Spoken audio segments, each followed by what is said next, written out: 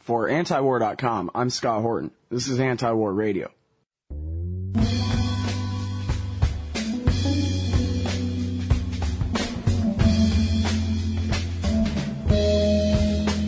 All right, so now we got to change the subject to Ronald Reagan torturing people to death. Our guest is the great Robert Parry from consortiumnews.com. Welcome back to the show, Bob. How are you doing? Good, Scott. How are you? I'm doing great. I appreciate you coming on the show today.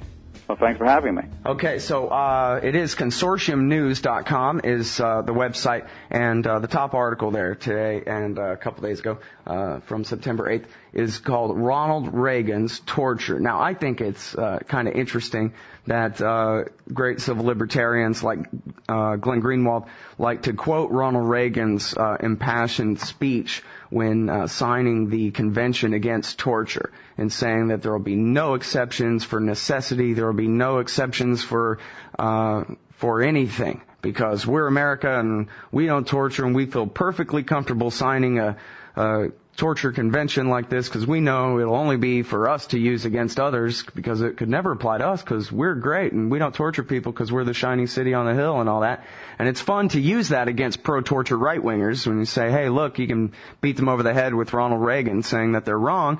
And yet he was, of course, only talking out of one side of his mouth at the same time, because he had his private army, the CIA, down there in Latin America torturing people all day long. Well, he certainly was hypocritical about it. But I think what he understood was that the United States would never realistically be called on it on questions like torture because of the power the United States has in the world. And so there was kind of a double standard, one set of standards for the United States and its allies, and another for other people that are disliked by Washington or by the powers that be. So, the idea of using these kinds of these prohibitions are usually just against countries that can be demonized, whereas countries that fall under the umbrella of being the good guys, they're allowed to get away with things. And the United States is the perfect example of all of that. But Reagan was a person who clearly now, the evidence is overwhelming, unleashed horrible forces of repression, violence, torture, mass murder, even genocide on the people of Central America in the 1980s. Reagan was determined, in his view, to quote-unquote win the Cold War, and so what he did in that pursuit was essentially he took the gloves off before people like Dick Cheney took the gloves off. He went to his own dark side with the idea that to stop the spread of leftist movements in Central America in particular, but also in other parts of the world, Africa, even sections of Asia, but Latin America in particular, Ronald Reagan sanctioned some of the most horrible acts imaginable. The people of Guatemala, the people of Honduras, the people of Nicaragua and El Salvador bore the brunt. Well, now, they were going red, though, and Ronald Reagan explained that they were, the Sandinistas in Nicaragua, they were closer to Harlingen, Texas than Washington, D.C. was, which meant, I guess, that they could come marching in and take over Harlingen, Texas if we didn't stop them, Bob. Well, if you look at the Reagan-Bush 1 era and compare it to the Bush 2 period, what you see is that essentially what George W. Bush did in his 8 years had really been the trail had been marked by the Reagan people years earlier. The idea of exaggerating threats was, of course, a big deal to try to frighten the American people with what was called then perception management techniques. That if you could scare the American people with this idea that there'd be this surge of communist, dark-skinned people charging across the Texas border, you could basically get the American people to allow you to send weapons and provide money and support for some of the most brutal forces this hemisphere has ever seen. And that was the name of the game. And then a lot of it was hidden and lied about. In terms of the details. Everything was classified. And when things did pop up, as they did sometimes in that era, the journalists or the activist groups or whatever, human rights groups, would be denounced and accused of being Sandinista sympathizers or apologists for these various forces that the U.S. didn't like. So the basic techniques of carrying out these kinds of policies were set in the 80s and then just reprised under George W. Bush. Well, it's funny, you say that in the Reagan era they kind of paved the way.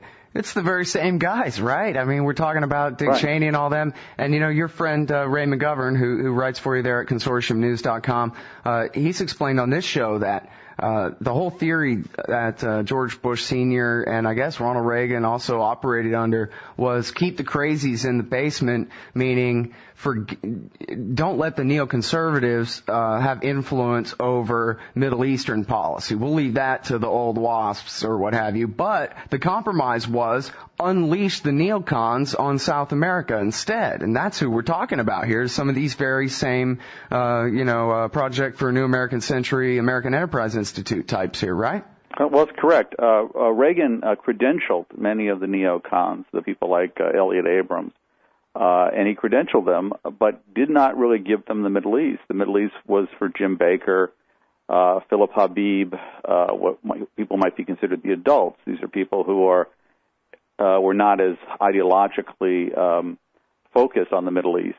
So by letting the neocons have Central America as a playground, it was a very bloody playground. The slaughter was extraordinary, especially in places like Guatemala, where probably around 100,000 people died during the 1980s, where some entire Indian tribes were wiped out. Later on, a Truth Commission in Guatemala termed what happened there genocide, supported and defended and excused and lied about by the Reagan people. So was that all still blowback from the original coup d'etat in 1953 or 54? Well, I mean, you can follow all these things somewhat chronologically, but if you look at the history, and much of that history has now been declassified, one of the things that Bill Clinton did belatedly, in my view, and not very effectively, but he did do it, was to release many of the Guatemala documents.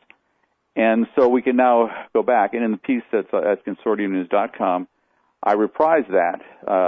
So a lot of this can go back really to I would take it back more to the 1960s, although clearly the course was set when the Democratic government in Guatemala was overthrown in a CIA-sponsored coup in '54. But when we really get into the movement toward torture and assassinations and the mass slaughter, that really picks up in the 60s.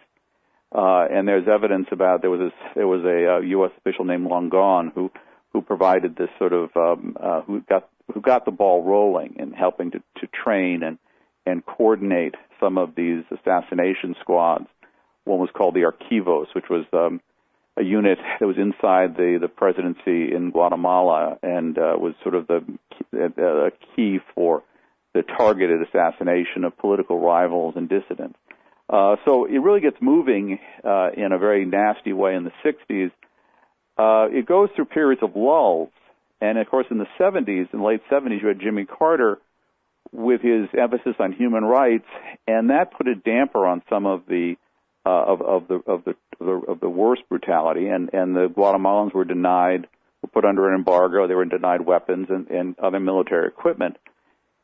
And then when Reagan came in, he began to try to whitewash the slaughter. He unleashed the Guatemalan military to go after peasants and other groups that were organizing to fight for what they considered their rights. And the slaughter was on. And in '82, a fundamentalist Christian named Reyes Montt took over Guatemala. And it got even worse. And during that period, Reagan would claim that Reyes Montt was getting what he called a bum rap. Human rights groups that were detailing some of the atrocities were essentially red-baited and discredited. The Washington Press Corps played the role that it had played during this decade, pretty much, of sort of looking the other way, not digging very hard. And the handful of journalists who did were largely were treated as pariahs by many of their colleagues. And so the slaughters went on, the torture went on, the genocide went on, with Ronald Reagan's smiling face providing a kind of a protection for it And you had also people like Elliot Abrams. Elliot Abrams, remember, was initially the human rights coordinator at the State Department. It may seem rather remarkable, but that's what he was.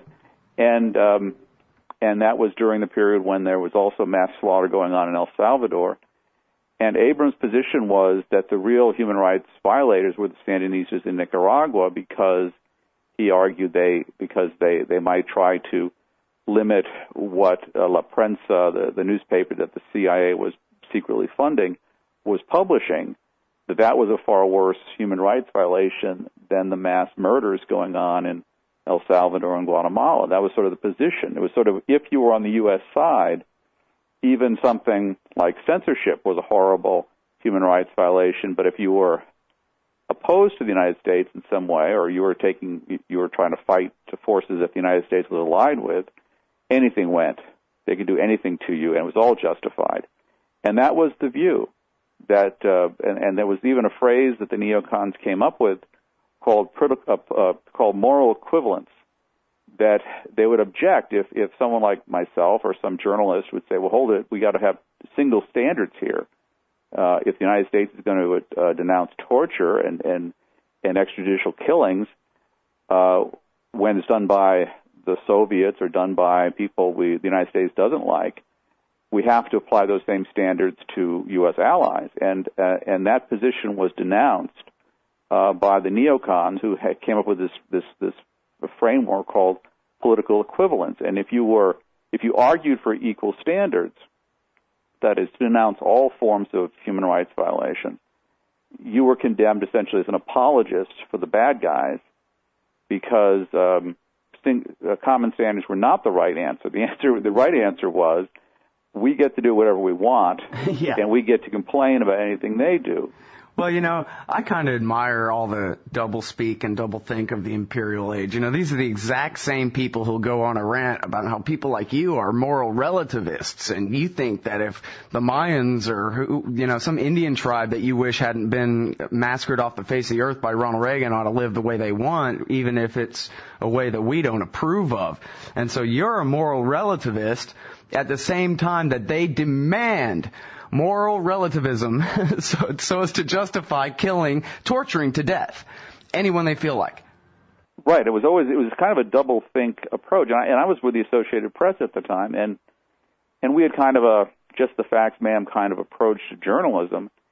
And it was very difficult to work around these constant double standards, as deep and as profound as they could possibly be, these double standards.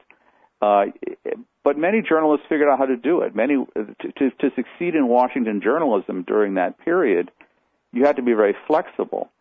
Essentially, you put blinders on when the U.S. side was doing something, and you take them off when the other side was doing something. So you would condemn the same action that the United States was doing. You wouldn't condemn it when we were doing it, but you condemn it when the other guy was. And there had to be that kind of, it became something that journalists learned to do, applying these constant double standards and getting morally outraged over certain actions that were exactly the same as what the American side was doing, but when the American side did it, you had to ignore it or play it down. And if you had the audacity to try to condemn it or condemn it equally to what the other side was doing, you were accused of, as you say, of sort of a moral relativism and moral equivalence. And it sounds silly at this point, but it worked. And many journalists in Washington simply learned to adapt. And the ones who learn to adapt are now the ones you see on the cable news shows. Yeah, I love that Wolf phrase. Blitzers of the world. Paige and Glenn Greenwald, they learn to adapt.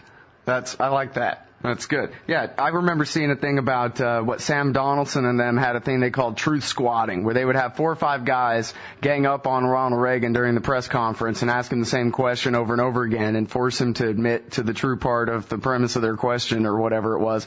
And then their bosses got on them and said, hey, listen, you just can't do that anymore. So they said, okay. And so then that was the end of that. And now you get to ask Ronald Reagan one tough question and no follow-up, or maybe one follow-up, but all the other reporters are now mandated to ask him about something else and not to follow up on what the last question was. Well, we had the same situation at the Associated Press. After his first presidential news conference, there were so many falsehoods or made-up things or just distortions or whatever you want to call them that the AP actually put together a sort of a fact-checking article about what Reagan had said, pointing out that there was no basis for this or this thing was not correct. And we actually published that. We sent it on the wires. And many of the newspapers, of course, were owned by people who liked Ronald Reagan and supported him, and many of the top executives at the Associated Press also were strong Reagan supporters. So the next time he had a news conference, and he continued to sort of make things up and have his little fantasies that he would do, we tried to put together another fact-checking piece, and the hammer came down on us. And we were told in no uncertain terms by the New York top brass of the AP that we were never supposed to do that again. And the story was killed, and we never did it again. There were times some of us would try to point out some particularly egregious falsehood that he made up, but you always were doing that against the interests of what the top brass wanted. You're always putting your career on the line, in other words, when you do that.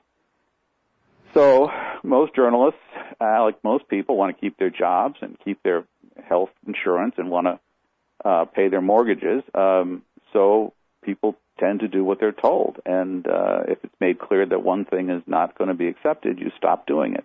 Yeah. Well, and when you say learn to adapt too, it's kind of an evolutionary thing since then, where now you have nothing but journalists like Chuck Todd who didn't have to learn to adapt. They're already adapted. I mean, they really think, and not just him, but almost all these reporters, like on TV news, whatever, they really think that the news is which state's red and blue and by what count and which Republican and which Democrat said what foolish thing about nothing. And they really think that's all there is to cover. I mean, that guy doesn't even understand, well, as one example, none of them understand the shame they're put to by people like, Democracy Now!, by the work you guys do over there at Consortium News, and Real Reporting. They don't even know what it is. They don't even know that they've been made to adapt. That's how they got the job in the first place, because they're dim-witted little weasels.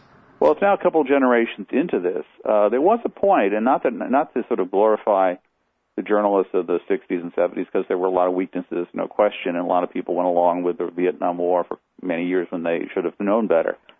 But there was also a sense of that the older journalists would kind of almost haze you if you were seen as being too much of a brown nose. If you were playing ball too much with the powers that be, there'd be a kind of you'd be looked down on.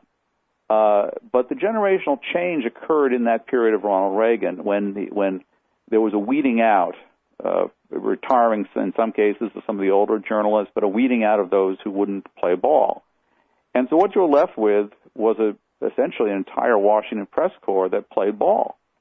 And now you've got this next generation, which was hired by the people that were playing ball. So you have to expect that the people who have come up now, and that's the only world they've known, that they would consider that world normal. And that's, if you look back on George W. Bush's presidency and see how many journalists went along with the Iraq War, and how many of them were punished. Well, and how many of them went along with the entire administration, Bob? Sure, I mean, in my view, it was... going back to Florida. Go back to the Florida recount. Yeah, sure. And it lasted until Hurricane Katrina. And Hurricane Katrina destroyed pretty much put a real damper on the Cindy Sheehan anti-war movement as it was. But at the same time, as all those people were drowning in New Orleans, I think that was when it finally, Shepard Smith crying on live TV and all these things, or whoever it was, one of those hairdos. And that was when it finally became kind of acceptable in mass media to now think that George Bush and them are a bunch of jerks, rather than you're a jerk for thinking that they are. And that was the late summer of 2005. They got away with blue bloody murder, hundreds of thousands of people in that time. Well, also by the time you get to the summer of 2005, the Iraq War is clearly going badly. All their promises of another easy victory and on to the next one were shown to be false. It was hard then for even the rather limited quality journalists that we have to continue to ignore the reality, which they did. But if you went back even to the in early 2005 with look at how George Bush's ridiculous second inaugural was treated. When he said freedom and liberty over and over again in every possible formulation you could think of, and even from a balcony, and said, "I had my accountability moment. I am democracy," and all this stuff. The very worst. But look at the way the Washington Post and others almost unanimously, shoulder to shoulder in lockstep, the op-ed pages of the major papers marched in awe of the brilliant Bush's inaugural address. It was extraordinary, and it did take was really Katrina and the continuation of the collapse in Iraq. Oh, and I'm sorry, the balcony thing. I'm sorry to interrupt you, but I screwed up. The balcony thing was the day of the re-election, right. Not the inaugural itself. That's what I was thinking of. His accountability moment, right? Yeah. Different speech. And that everything that he therefore did had been essentially sanctioned by the American people, even though the American people didn't even know what he had done in many cases because it was still classified at that point. Yeah. Well, now I know that you broke many of these stories about Iran-Contra, maybe even Iran-Contra in general, back in the day. And I wonder, how much did you study on the Iran angle of the Iran-Contra? Everybody knows America was backing Saddam Hussein during that time, but of course, Iran-Contra is a pretty famous scandal. I guess it's common knowledge we were backing both sides in that thing. How much weapons, how many weapons, or how many tons of, or however you measure it, what was really sold to the Iranians there? And does that, as kind of a second part of that question, if we can sell all these missiles to the Iranians through Israel and so forth, long after the Iranian Revolution, and, deal with the Ayatollah Khomeini, would that tend to indicate to you that we ought to be able to deal just fine with the government that's there now, rather than take such provocative stances against them all the time? Well, it's a bit of a complicated question. Basically, the Reagan administration had a kind of peculiar look at the world, and one really has to go back and view it somewhat as it was seen at the time. At the point in the mid to late 70s, there was a sense among many in the CIA analytical division, people like the Mel Goodmans, that the Soviets were in rapid decline, and that was the basis of détente that was actually embraced by people like Nixon and Ford and Kissinger. Détente was that you can deal with the Russians, in part because they're falling so far behind the West that they're really not the kind of threat they were. You can certainly try to deal with some of the most dangerous aspects. The neocons and the right wingers then really sort of emerge in that period, and their desire is to pretend that the Soviet Union is on the march, is about to take over the world. Everything is falling into place for their world conquest, et cetera, et cetera. It's ludicrous, as we now know. The truth was, as people like Mel Goodman sort of had it, that the Soviets were in rapid decline. But that was not the right answer, because if you're part of the military-industrial complex, you certainly don't want to have the Soviet Union just become too weak, because that would mean less money for you. So there were a lot of reasons why that was built up in that period. And people like Ronald Reagan may have somewhat believed in the propaganda. He sort of mixed on this. I think he had a much more realistic view. He was more cynical than people understand. But he also may have believed in some of it. So he was determined to continue this Cold War, even if the Russians didn't want to play anymore. And so that colored everything. So dealing with many of these unsavory people like Khomeini in Iran, and providing weaponry in secret, and actually collaborating with them on various things behind the scenes, working with the Israelis who were working with the Iranians very closely, hoping to counterweight against the Iraqis. So the Israelis had their own strategic interests. But the United States proceeded to not only work with the Iranians and with the Iraqis, but with the Pakistanis and with the Mujahideen and the Islamic extremists who were fighting the Russians in Afghanistan.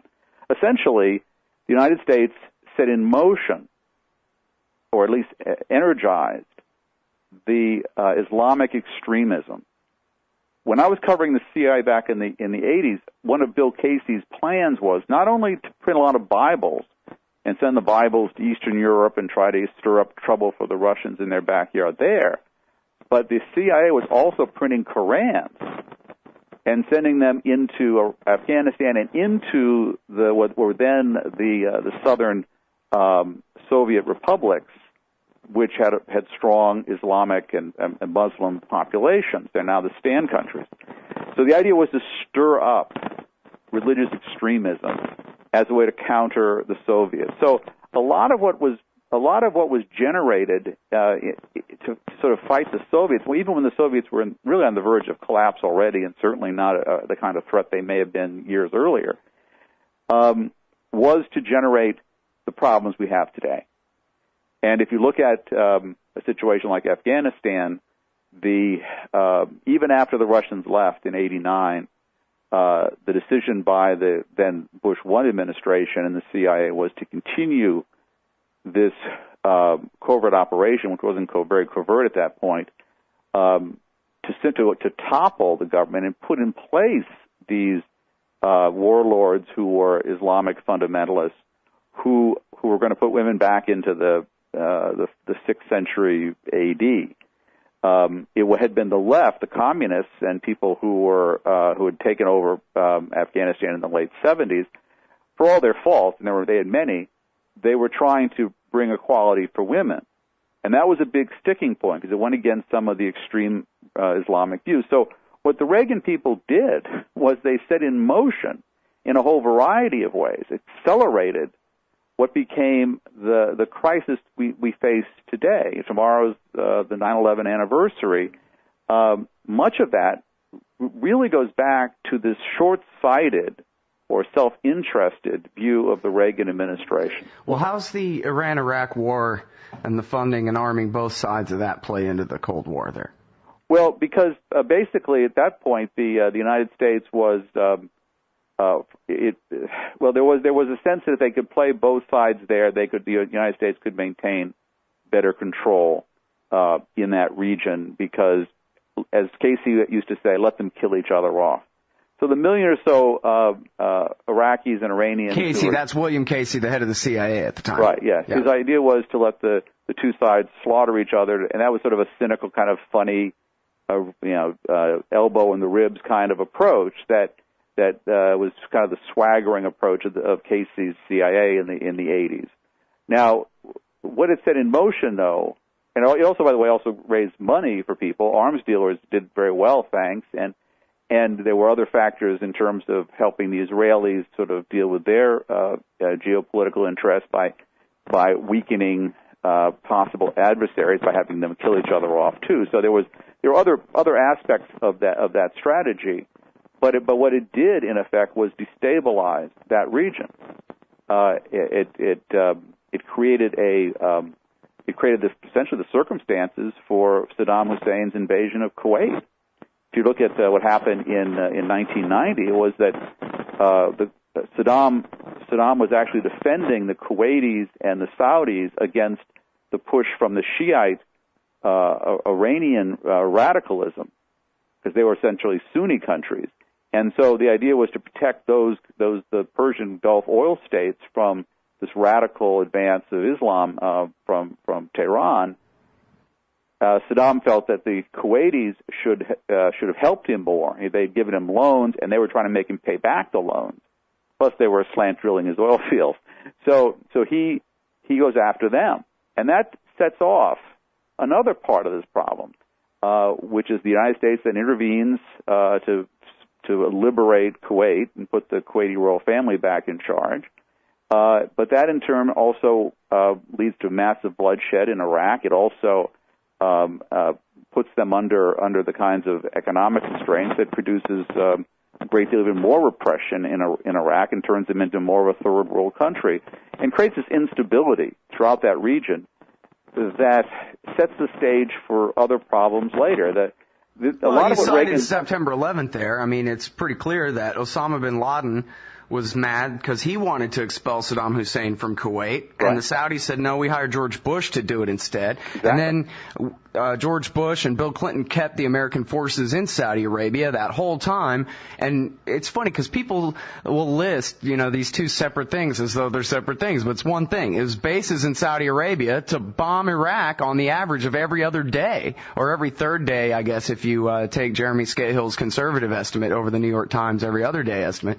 For 8 years, all through the Clinton administration, they continued to bomb Iraq, and that was what Osama bin Laden said was his motive, was bombing Iraq from bases in Saudi Arabia. You going to do that to me? I'm going to recruit some guys to fly planes into your buildings. How do you like that? And we'd already had brought those guys together in Afghanistan and created the platform for what became Al Qaeda. And also, by the way, this determination by the CIA and by the Bush 1 presidency to continue the war in Afghanistan after the Russians left, and they leave in '89. So the goal of the United States to sort of get the Russians out was successful in a messy way. It was successful. Then they could have tried, as Gorbachev wanted, who was then the head of the Soviet Union. Gorbachev wanted to then have a negotiated peace, bring the parties in Afghanistan together as much as possible, and try to resolve their differences with the least violence and have some kind of coalition government. The Bush 1 presidency and the CIA then said no. There was a line I was told this. I was at Newsweek then. I was dealing with CIA people, and they kept saying no. We want to string up Najibullah. Najibullah was the Soviet-backed leader of Afghanistan at that time, but he survived until 92. His government stays in place. It's not until 94, into the Clinton years, that Najibullah is finally dragged from his office and literally hanged from a tree, or hanged from a light pole. And so the CIA got what it wanted, but in the meantime, Afghanistan has been even further wrecked. The fundamentalist extremists have become more powerful. The warlords are now dominant.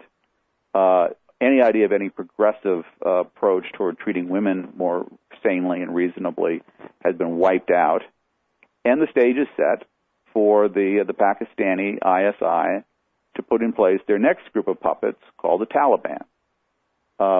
And you already have a warm heart. Which is funny because, just the last couple of sentences there, you could have been talking about today rather than the mid-'90s at that point. Well, it all follows. I mean, this was the continuum. And it, to some degree, went us to fault Bill Clinton for failing, as he did in so many things, to chart a substantively different course in these foreign policy areas.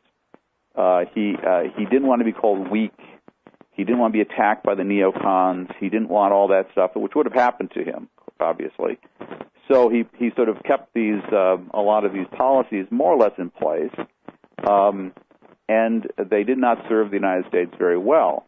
Ultimately, they set the stage for the situations that the Bush 2 administration then exploited to change the whole shape of how the United States government functions, and this idea of even making a more aggressive U.S. foreign policy, if that was possible, but he certainly did it, and invading countries and trying to establish this sort of U.S. hegemony in that region. So I think a lot of the players deserve a lot of criticism and condemnation on all sides, because it was very difficult to try to bring about any sort of sane approach. And frankly, even movies, even Hollywood's treatment of some of this, like Charlie Wilson's War, was a deception and a lie. Well, yeah, and especially I think you'd probably agree with the whole lesson at the end, which is that we should have stayed and built a nation then, and now we're learning that lesson. That's what Robert Gates said, your old buddy Robert Gates said just yesterday, right? Well, I would disagree with that point, because I think what happened is the United States did stay. The Charlie Wilson War argument is that the United States, once the Soviets left, lost interest and should have stayed and helped things along. What really happened was the United States did stay. The CIA continued to funnel weapons and military support into the warlords and the Islamic fundamentalists. They were determined to string up Najibullah. And so that took longer than they thought.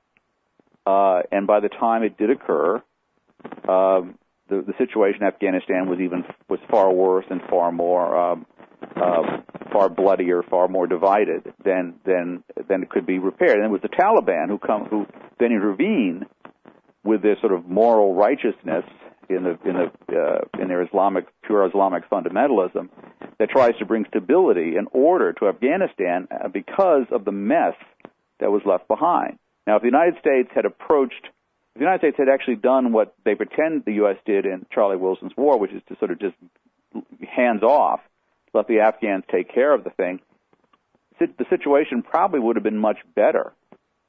It was the United States' insistence on not just getting rid of the Soviets, but then putting in a government that was acceptable to the United States, that became the real reason that the situation in Afghanistan continued to spiral down.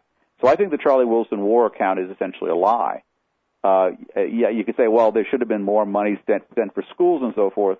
Okay, but the truth was that once you put in these fundamentalist Islamic warlords in power, I'm not sure what good the schools are going to do. Now, I'm interested in the Robert Gates angle on this because, of course, he was William Casey's right-hand man at the CIA during the 1980s period that we talked about, the war in South America, and now in reference to the old jihad in Afghanistan against Russia. Now he's the Secretary of Defense in charge of the war in Afghanistan at the same time that the generals are saying that we would need hundreds of thousands of troops to do the mission that they apparently have been set, which is to fulfill this myth and do right by the Afghan people by building them a real democratic state and all this nonsense. Well, Gates was a key culprit in what happened in this whole era. It's pretty remarkable. It shows his bureaucratic skills that he is still around and survived into the Obama administration. But if you look back at what happened in that key period of the early 1980s, it was Bob Gates who was the hatchet man for Bill Casey in destroying the integrity of the CIA's analytical division. What Gates did was he essentially gutted the so-called criminologists who were the experts on the Soviet Union and who were detecting, quite understandably, the growing weakness of the Soviet Union and its crumbling nature. Those findings led to certain policy shifts, especially what's called détente. But it was in the 80s when the decision was made by the Reagan administration to hype the Soviet threat, to sort of rekindle the Cold War. People forget that in the 70s, people had basically considered the Cold War over. But the decision by Reagan was to rekindle it. Now, see, just as an interesting side note, I was born in 76, so by the time I knew there was such a thing as the president, I think the first day I knew there was a president was the day Reagan was inaugurated. And my whole childhood was Cold War, I guess, just the same way as it felt during the 50s or 60s. Because I didn't get to experience that 70s where people thought the Cold War was over, Bob, at all. Well, no, but it was, there was this idea of détente, and basically it was Reagan, even Reagan in 76 when he ran against Ford from the right that compelled Ford to drop the word détente from his lexicon. Ford was trying to, again, appease the right-wingers in the Republican Party. So, but the point always was, how do you exaggerate the size and effectiveness and power of the Soviet Union? And that really fell to Bob Gates. So Bob Gates essentially purges the analytical division of the CIA. They put in people who will say whatever the policymakers want. Instead of giving the policymakers objective information, it became tell them what they want to hear. So you had a whole generation. And it sort of parallels what was happening in the press corps, interestingly, in Washington. There was what was happening in the Washington press corps, the purging of skeptics and people who were challenging the Reagan version of reality. Simultaneous to that, there was at the CIA this purging of the analytical division.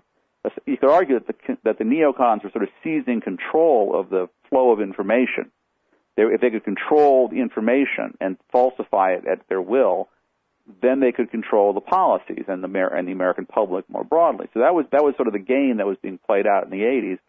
But Bob Gates was this apparatchik who did the work. He went in and basically wiped out this objectivity in the CIA's analytical division, and that did come back to haunt him briefly in 1991 when he was. It was late 90 or 91. This was in that period that when he was appointed to be CIA director by George H.W. Bush. There was an effort by the old analysts to go before the Senate Intelligence Committee and oppose Gates's nomination on the basis of politicization. And the whole point of that was that Gates had been the guy who implemented these false exaggerations of Soviet power. And motives, and it was interesting that the guys who then protected Gates and got his nomination through, the key senator was David Boren, who was a Democrat from Oklahoma. But David Boren's top aide, who handled this matter, was a guy named George Tenet, and George Tenet earned his spurs with the Bush people by making sure that Gates got through and that questions that should have been asked weren't asked. There was going to be investigations about Gates's role in Iran and Iraq and more about his deceptions during the Iran-Contra period.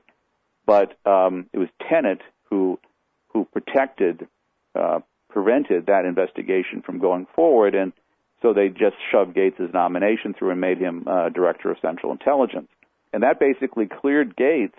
So when he was brought back by Bush in 2006 to be a defense secretary, he sort of moved from being this guy who had been involved in this very questionable behavior at CIA, this gutting of the intelligence directorate, to being kind of a wise man, because in the nature of how Washington works, he was seen. The Washington Post loved him, and everyone sort of loved him, and so a lot of this history was lost during that time. It was never revisited in any serious way, and so he became Bush's guy, and also it's interesting. He was considered in 2006 to be the guy who was being brought in as the moderating, wiser. Talking politician who really knew how to do things, as opposed to Rumsfeld. Rumsfeld was being pushed out. He was supposedly the wild-eyed crazy. But what we were reporting then, and what's now it's been confirmed, and documentary evidence is now quite strong on this. It was Rumsfeld who was actually the moderating influence in 2006. It was Rumsfeld who wanted to pull back U.S. troops in Iraq and make the U.S. footprint smaller. It was Gates who wanted to go ahead with the surge and expand U.S. military forces in Iraq. So it was Gates who actually was the hawk, and Rumsfeld who was more the dove, amazing as that may sound. It was because of his ideological fixation, all this transformation. The American government's role is to go in there with a few thousand troops, as few as possible, hire as many locals as possible, knock off and decapitate whatever regime needs changing, and then move on to the next one, not stay there with hundreds of thousands of troops forever. In Rumsfeld's position. Right. Right. Well, Rumsfeld, I'm not trying to try to say Rumsfeld was a nice guy. Me either. I'm just saying it was his ideological commitment to that transformation that made him averse to the permanent occupation. As you say, he was the one who was saying it's time to take the training wheels off of this thing. If we keep doing it for them, they won't do it themselves and all that. Right. It was Rumsfeld who was supporting the commanders in the field who were saying the same thing. General Casey, for instance, wanted to keep the American footprint as small as possible, make the Iraqis do the work as much as possible, and get the American troops out as fast as possible. And Rumsfeld backed that. But Gates was, being this careerist, knew that if he was going to reestablish his career, which had been sort of in a bit of hiatus since '93 when he left with the Bush 1 presidency, he was going to have to play ball with Bush 2. And Bush and George W. Bush wanted the surge. He wanted to escalate the war in Iraq So Gates became the guy who did it. So I think the real danger that Gates presents to Obama is that Gates really he has his own personal interests at heart. If he thinks it'll make him look better with the people that he sees as his future, he'd be very willing to position himself in ways that would be harmful to Obama, unless he thinks Obama could help him more. I mean, Gates is quite a careerist, and he's quite an opportunist. Well, and there's a danger in putting that kind of person in that kind of position. Yeah, well, certainly. There's a danger putting anyone in the position of commander of this Pentagon. But, Jeff Huber was on the show yesterday, and he says, it's pretty apparent, and now Bob Dole has said this to the Politico, that General Petraeus wants to be president. And that he's got, and I guess my question is whether you would say that he and Gates together have Obama in this box, or, whether you agree with this, that he has to continue to escalate the war and add troops, more and more, 20,000 at a time, I guess, ad infinitum to Afghanistan, because that's what the generals want. And if at any point he tries to call it quits, well, then it's the whole Walter Cronkite stab in the back, liberal, weak on terrorism thing, and then Petraeus gets to run as the right-wing militarist hero in 2012 against his former boss. And so he has to either do what Petraeus wants or face him. And what do you think of that? That is the danger of having people like Gates and Petraeus, too, who's a very political general. And for that matter, Hillary Clinton as Secretary of State. Yeah. There is a danger that if Obama took this risk on, I thought rather unnecessarily, immediately after being elected, and that was to surround himself in those key positions with people who really weren't loyal to him, and they weren't even loyal to his vision of a more peaceful world where there's more negotiation, less warfare. And what that meant was that while maybe it was clever to sort of get them into the tent, there was always going to be the danger when that moment came when Obama was going to have to go in a different way. And we may be facing that moment today with Afghanistan. If Obama were to decide that this is a losing strategy, we have to essentially pull back and try to bring this war to a conclusion, then he's going to run into backbiting from people like Gates, possibly people like Secretary Clinton, and clearly some of the political generals who will then, as you say, accuse him of being weak on national defense, and then they'll have the inside story too because he's kept them inside. So instead of getting people who are more politically loyal to him or to his vision, he made this other choice, and people praised it. They called it the team of rivals, et cetera, et cetera. But there's a risk to that, and that is that you've empowered people who can become your worst enemy, and it may make it harder for him if he decides to begin a withdrawal from Afghanistan. It could make it a lot more difficult for him because he's going to have people either resigning or giving background briefings to the Washington Post, showing how disorganized and weak Obama is. That sort of headline is almost guaranteed with this crowd, and in a sense, Obama brought that on himself. Well, now let me get your take on this before I let you go here.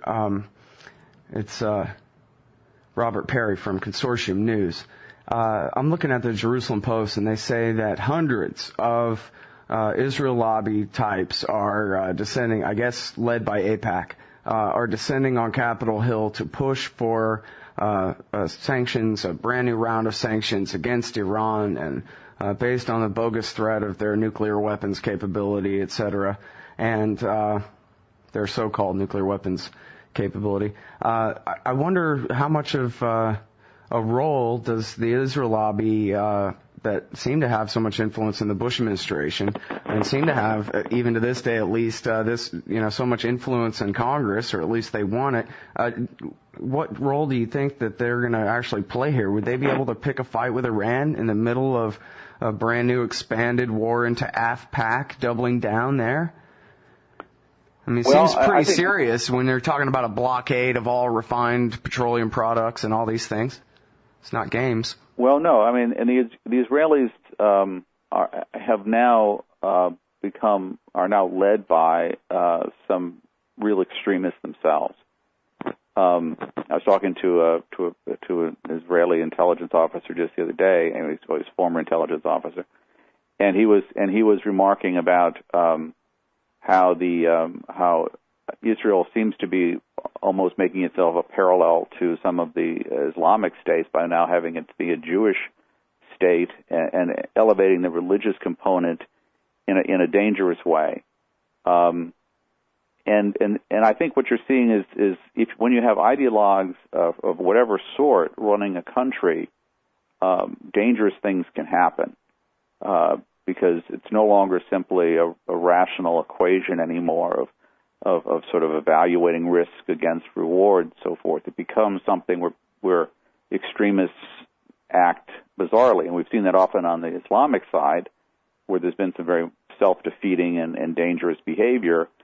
And you're seeing it on the Israeli side to an extent. Now, how capable they would be in terms of that kind of attack, I think it really has to do with military capabilities rather than a desire. The desire, I think, is there. Whether they can then force a more or less crippled Obama administration, assuming, say, Obama loses on health care and he's met his Waterloo, as Senator DeMint described it, would a weakened Obama administration then be able to say no to the Israel lobby, or the Likud lobby, if you might more accurately describe it? Would the neocons be able to use their media influence to push him in a more dangerous direction than he's even taken? I think that's very possible. Obviously, a lot of factors are at play, and if Obama is more successful or seen as more successful domestically, it will also might redound to his ability to set a different course internationally. So a lot of these things are moving parts, and the way the neocons look at this, and I think one has to always understand them, they're extremely strategic, and they have an agenda, they have a goal in mind. They often won't tell you what it is. In some cases, it is to protect or advance the cause of Israel in the Middle East. They won't really speak to that directly, at least most often, but they understand how they're going to do it, and they understand the need to weaken their political opponents in a variety of ways. So they see this as a really much a chess game to somehow defeat what they see as some of Obama's more dangerous efforts at bringing some resolution to these conflicts in the Middle East. They don't want that. They'd rather bring about regime change. They still believe in that stuff. So I think you've got a very dangerous mix of forces, and the real question is, can Obama and people on his side effectively counter them?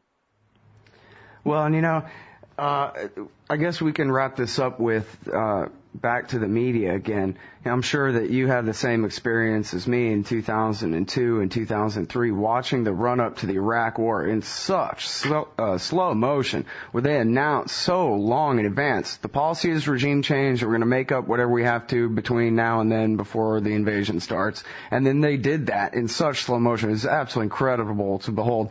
And yet, here, if we're really talking about airstrikes on Iran and whatever consequences flow after that, the run-up to this thing has got to be the most long-term, steady stream of BS to justify a war imaginable. And it seems like you particularly like picking on the Washington Post. Well, me too. They got an article today where, even the New York Times version admits that they're not making their low-enriched uranium into super-duper highly enriched weapons-grade uranium. They're not. It's just sitting there at industrial grade, and it's safeguarded by the IAEA, and they're safe within their non-proliferation treaty, and that all the sanctions against them beyond that by the UN are illegal and in violation of the NPT. You can't get a journalist to tell the straight truth about this. I mean, the New York Times makes slight mention that, oh yeah, by the way, they're not making a bomb. But anyway, here's a bunch more scaremongering. The Washington Post doesn't even mention that they're not making a bomb. The whole thing implies that these guys are going to nuke Tel Aviv the day after tomorrow. It's an emergency if we don't stop them, and nobody's calling them on it, Bob. Nobody's calling them on it. Well, there's also the other factor in these different stories. There are key facts always left out. One of the key facts is that Israel has the most sophisticated nuclear arsenal in the region. There's no doubt about that. The Israelis won't fully admit to it, but the evidence is overwhelming, and even senior U.S. officials have blurted it out from time to time.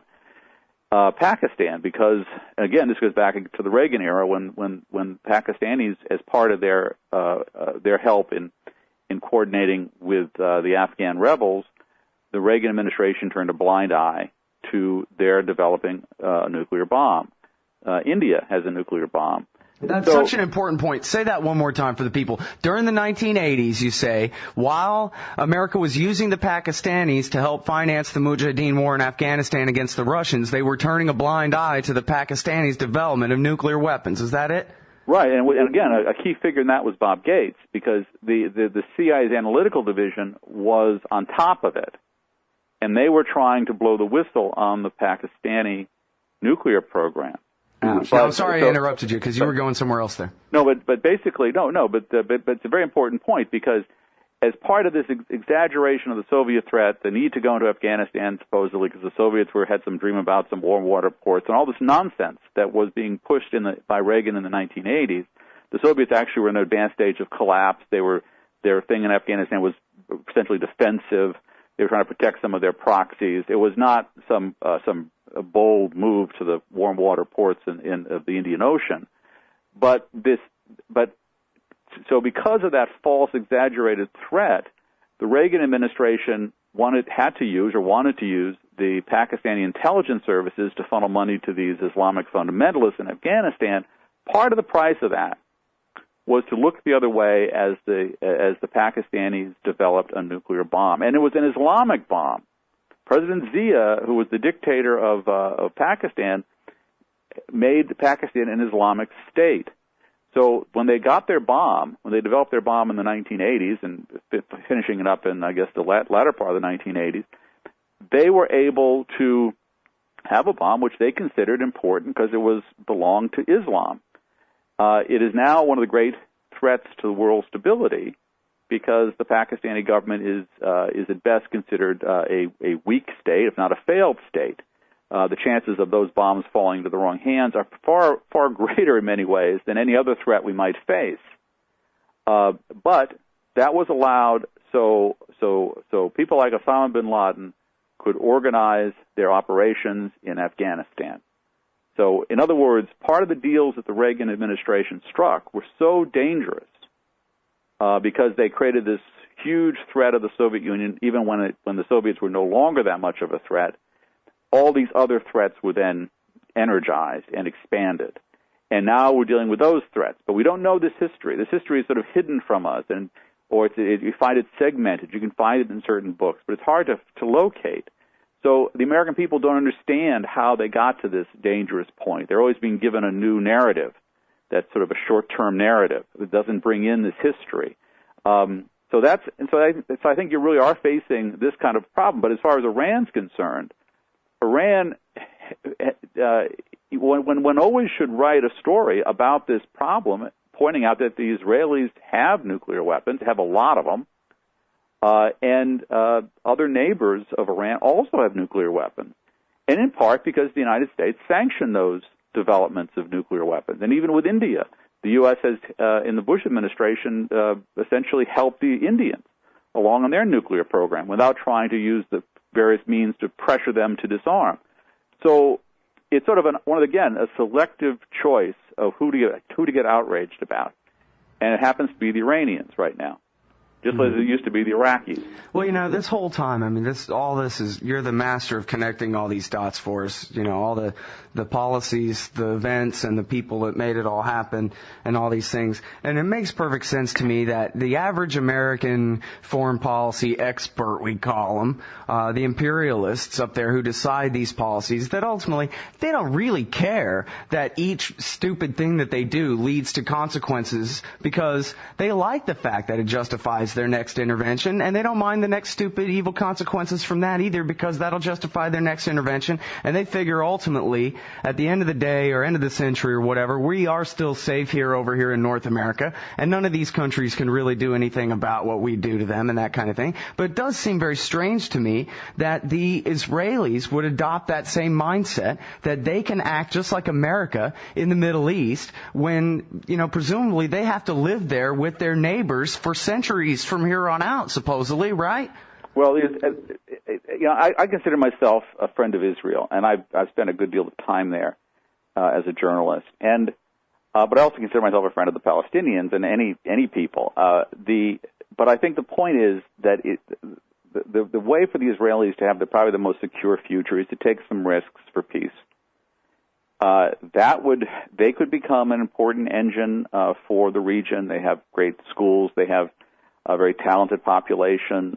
They could be a financial center. They could be a scientific center. They could do a lot of things that would make them a much more successful country than they are today. They've instead opted for this warlike mentality. And one can understand it to some degree. They feel threatened. They feel endangered, and maybe that is the politically smart play if you're a politician in Israel, to be a tough guy, much as we've seen it work in the United States. But it does lead you to a very dark corner eventually. You simply can't make it all work the way they want over the long term. The Likud strategies, which are essentially a racist strategy of expanding into Palestinian territories, using ethnic cleansing and ethnic concentrations of populations to isolate and damage the Palestinians as a people.